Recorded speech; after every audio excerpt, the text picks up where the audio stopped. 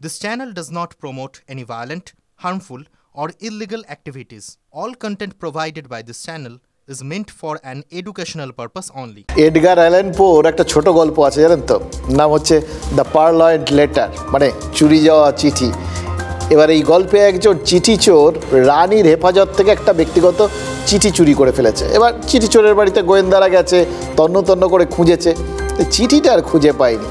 পরে ঘটনাক্রমে জানা গেছে যে ওই চিঠি চোর বাড়িতে অন্য সব কাগজপত্রের মধ্যে চোখের সামনে একদম ওই চিঠিটা এমনভাবে ফেলে রেখে দিয়েছিল যে সেটার কোনো গুরুত্বই নেই এরকম মনে হচ্ছিল। পরে গোয়েন্দারা ব্যাখ্যা করতে গিয়ে বলেছিলেন তারা চোরের ভাবনার গতি প্রকৃতি ধরতে পারেননি। আমাদের ভাবনার গতি প্রকৃতি সরকার ধরতে পারে কি? এটা কিন্তু বড় প্রশ্ন জানেন তো। নইলে কর বা মধ্যবিত্ত এই সমস্ত বিষয়ে তাদের ভাবনা চিন্তাগুলো হয়তো অন্য খাতে বইত।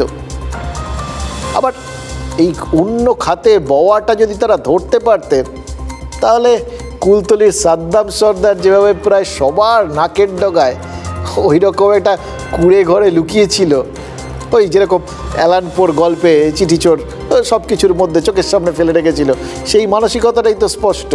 একজন ধুরন্ধর অপরাধী, তার মানে সে অভিযুক্ত যে এইভাবে সবার চোখের সামনে ভেরির ধারে মেঠো রাস্তার ওপর একটা কুঁড়ে ঘরে লুকিয়ে থাকতে পারে, আজকের পশ্চিমবঙ্গ পুলিশের মাথাতেও কিন্তু সেটা আসেনি।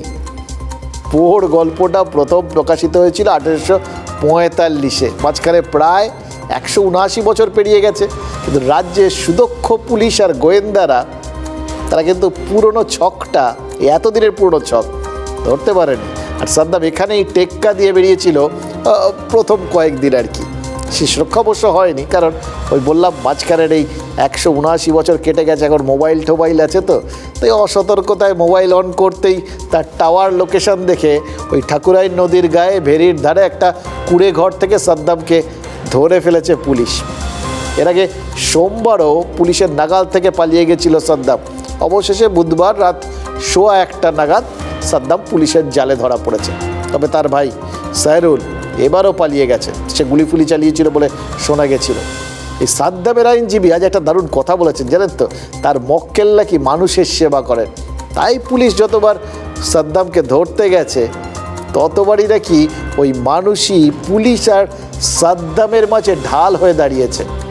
ভাবুন তো, চোরা কারবারের চক্র তৈরি, নকল অ্যান্টিক বিক্রি আর নকল সোনা পাচারের জন্য ভিন রাজ্যে দালাল নিয়োগ থেকে শুরু করে ফাঁদ পেতে ক্রেতা ধরেই কুলতলির গ্রামে আনা, তাদের আটকে রেখে লুটপাট করা, এইসব যদি এসবের জন্য অবশ্য লোক নিয়োগ করতে হয়েছে, এইসবের জন্য এইভাবে যদি সমাজের জন্য কিছু করা হয় তাহলে নিশ্চিতভাবেই সাদ্দামকে আপনি সমাজ সংস্কারকও বলতে পারেন, এতেও কোনো আপত্তি নেই, এরপরে কোনো সন্দেহ থাকাই উচিত না।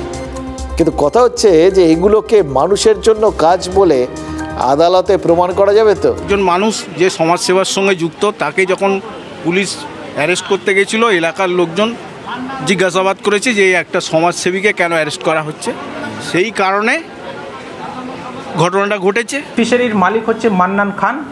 মান্নান খানের 3-4টে আলাঘর ছিল, ওর একটা আলাঘরে এ শেল্টার নিয়ে বসেছিল। এ আর মান্নান, সাদ্দাম সর্দার আর মান্নান দুজনেই শেল্টার নিয়ে বসেছিল। আমরা খবর পাই, খবর পেয়ে ওখানে আমরা গিয়ে রেড করে আমরা দুজনকেই অ্যারেস্ট করি। এই দুজনেরই ক্রিমিনাল অ্যান্টিসিডেন্টস আছে, এও চক্রের সঙ্গে যুক্ত, এর এগেনস্টও কেস আছে বিভিন্ন।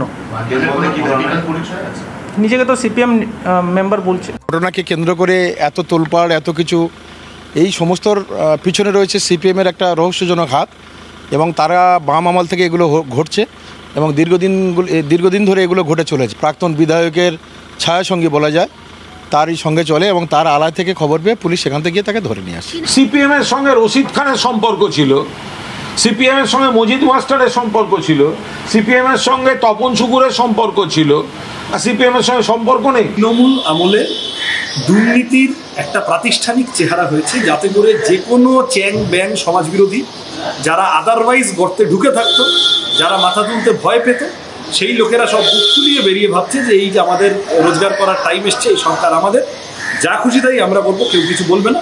ফলে তো বাড়ির তলায় সুড়ঙ্গ বানিয়ে দিয়েছে।